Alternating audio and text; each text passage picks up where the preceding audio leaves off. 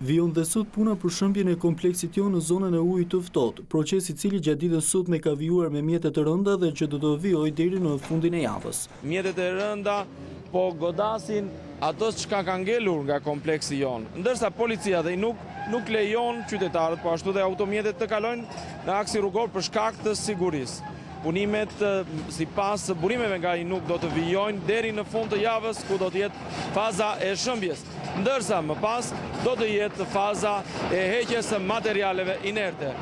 Mjetet e rënda, siç e shikoni, edhe pas krave të mi janë shtuar, duke qenë se fillimisht kanë qenë vetëm 2 mjete dhe më pas janë afruar edhe 3 mjete të tjera.